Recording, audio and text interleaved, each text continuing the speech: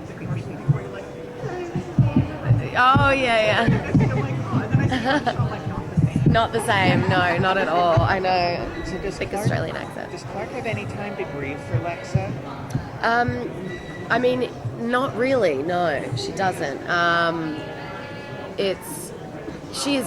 Obviously she's grieving. There's no way around that. But in this next episode, she's going to be faced with Ontari coming back and basically saying, "I'm going to be the next commander, and I'm going to wipe out your people." So she's, she's had to kind of figure out a way to deal with Lexa to cope and move on with this really urgent matter, which is obviously what Clarke does every time somehow.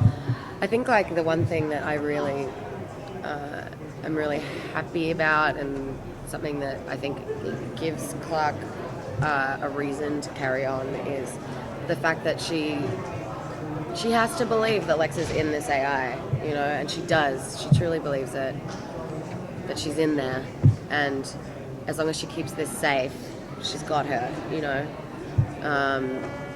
so it's all about making sure it doesn't go into Ontari's head, basically. Yeah. It's gonna go into Clarke's, right? Hey? It's gonna go into Clarke's, though, right? Not necessarily. I'm not a nightblood, sadly. How do you think death is going to affect her ability to make relationships in the future? I just don't know. I mean, I feel like she was the one for her. I don't know. Like, I've thought about that, and I don't know if she's going to be able to love anyone the way she loved Lexa. Not in our world. There's only one Lexa, so yeah. She's the star of the show, essentially. Yeah. And to have all of that, I guess, maturity that she has to portray, going through, and just having all of that on her shoulders. Decisions, like big decisions, things that cascade like domino effect based on her decisions. Yeah. You read the scripts, so you just kind of read this and go, oh man, that's going to be a fun Oh yeah, I do. It's crazy. Every week I'm just like, wow. Okay. I'm gonna put on my crying boots. It's hard. But I mean, I've just managed to find a way of separating me from Clarke. Otherwise, I'd go mad. She's so tough to play, but she's so tough that it's great. It's just I am so not like that. I'm like, oh man, this is great. I get to look like a badass, and I'm not one.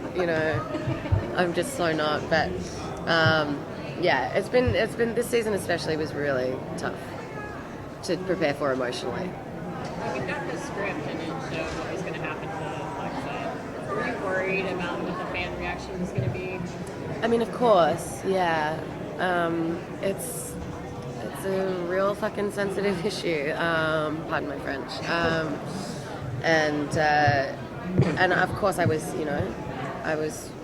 worried, but all we could do was make it the best that we could with the script that we were given. And of course, I think it has to be said at some point, Alicia had to go to a different show. So, I know fans are really upset about her going, but I know there's a whole lot of other stuff that I'm not even going to go into.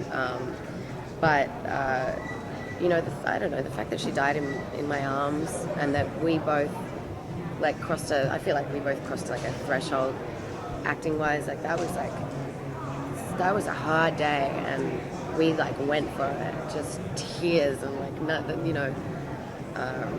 we went to the scary feely place, and I'm really glad I'm grateful for the experience.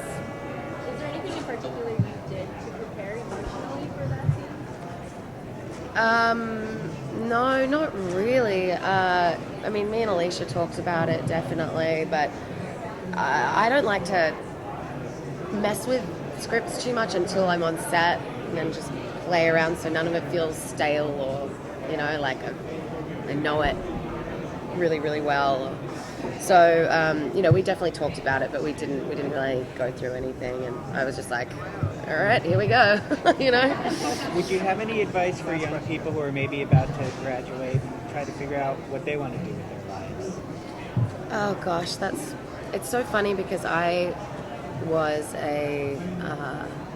I was on set when I was 11, my first day on set. I was 11 years old and I went, this is what I'm going to do for the rest of my life. I said that to my mum. She said this the other day actually. And I was like, really? Wow. Because there's not been a day where I haven't felt like that. Ever. You know, obviously I've worked at cafes and made coffee and bartended and all that jazz. But I always knew that this was it, you know, for me.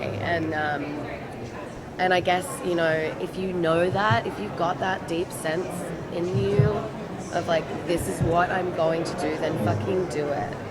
Just get out there and do it. Do everything you can to make it happen for yourself, because I am so happy and grateful, and this has changed my life, you know, so I would say follow that dream, as cliched as it sounds. Thank you guys.